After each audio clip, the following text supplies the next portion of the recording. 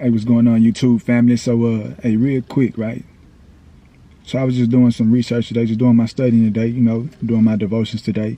Just imputing and getting knowledge imputed into me, getting wisdom imputed into me. Listening to leaders, listening to men, listening to individuals who have done the things that they preach on, or talk on, or speak on. And one thing that stood out to me today, man, was simple.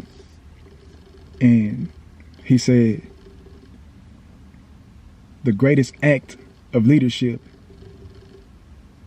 is how people move, how things operate, how things continue in your absence. Again, the greatest act of leadership is how things continue to operate in your absence. And when you sit on that, right, it's because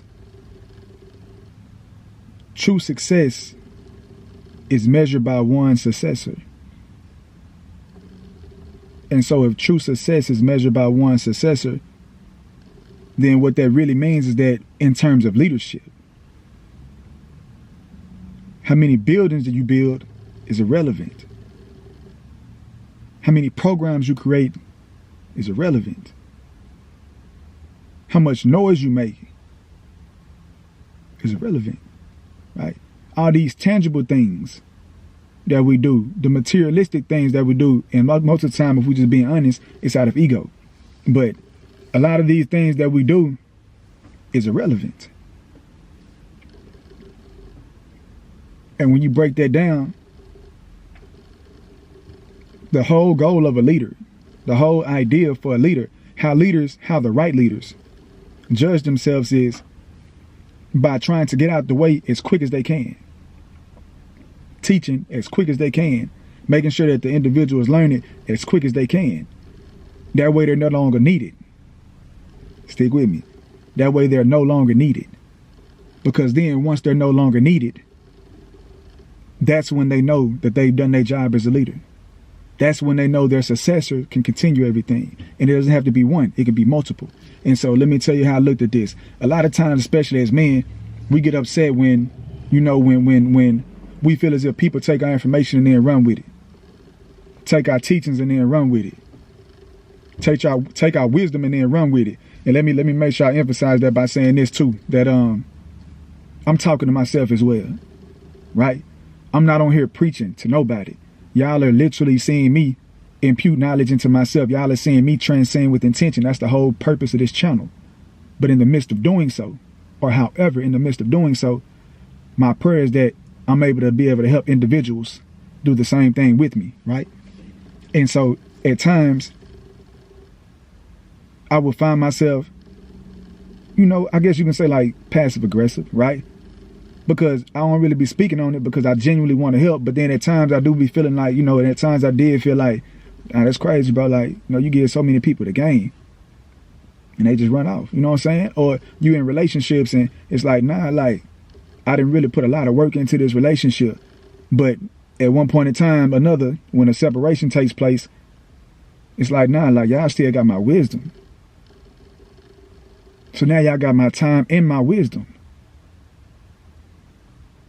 And then the question, like, what am I left with, right? Let's just be honest. And I'm not talking about individuals on no ego standpoint. I'm talking about those who know for a fact that they be imputing wisdom into everybody who come in contact with them, or everybody who they come in contact with, right? And so it got to the point for me where it was like, nah, like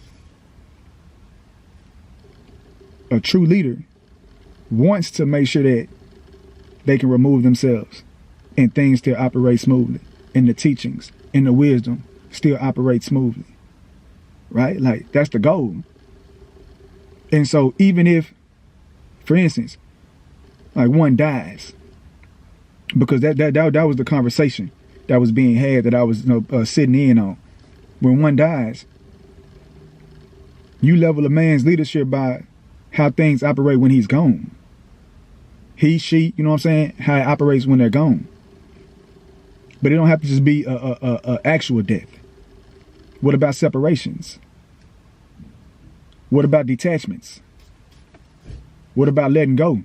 Right? What about space? Like, what about those type of deaths? Because those are painful too at times, right? Regardless of the fact, if you genuinely love a person, place, or thing, but in this situation, if you genuinely love the individual that you're teaching, even if it's in that moment, then the whole goal should be whether I'm here or not. My wisdom will forever live on in you.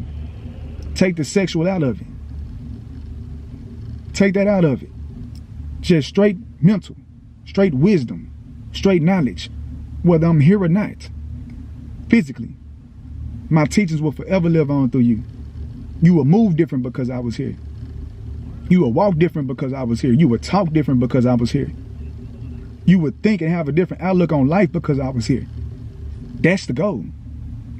And once I can change my mind, and once I start changing my mind to think that way, and it's been a lot of pain, it's been a lot of growth, it's been a lot of me having to sit with self and do self-work, but once I was able to get my mind to that point to where, no, the goal is for me to be able to know that at one point in time, I will no longer be needed. And when it's time for me to move around, when it's time for an individual to move around, or when God calls me home,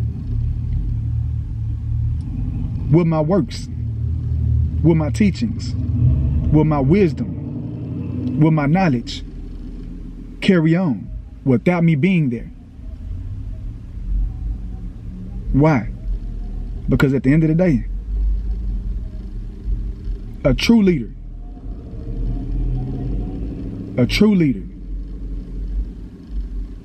is not judged based off of how things operate while they're there.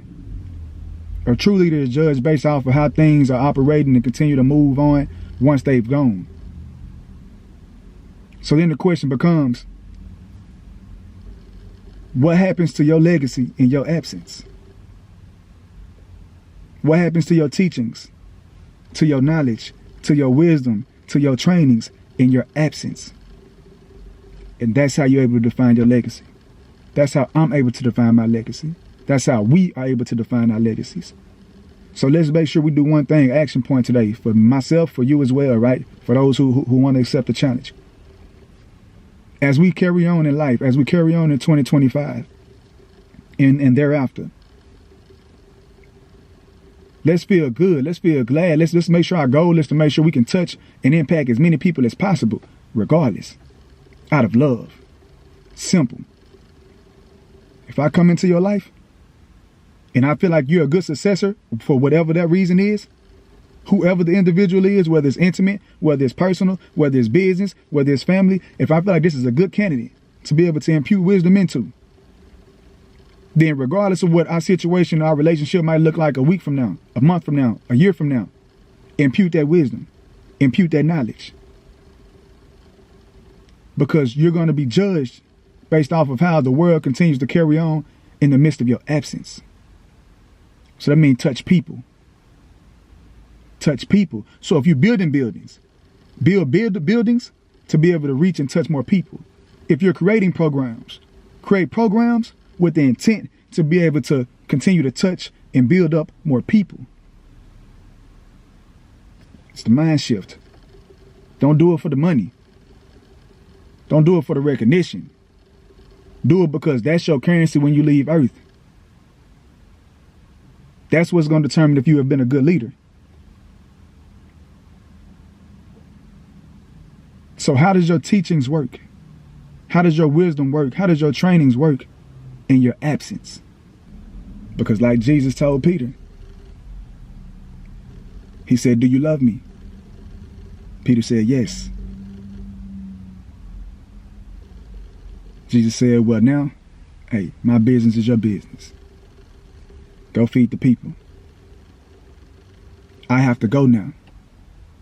Because in my absence lies your greatness." In my absence lies your greatness. So if that's what Jesus did, then we need to know. We need to learn how to be able to walk and move just like that. Sometimes it's going to be that in our absence is where others' greatness lie. And for those certain situations and circumstances, walk with your chest up and your chin out, knowing that you're a great leader.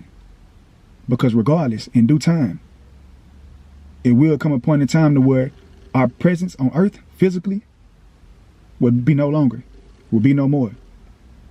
So let's allow all these earthly interactions, these earthly detachments, these earthly separations to be examples, to be, what would be the best word? To be marks, right? To be stones. To prepare us for when we finally ascend from this earth. Because at the end of the day, in your absence is when it really matters and when it really shows how great of a leader you were. So with that being said, man, hey, just sit on there, just something to think on real quick. Hey, it's been yours truly, John Trey. I love y'all. I appreciate y'all. I appreciate all 8 subscribers. And anybody else who just watched the video, I'm grateful.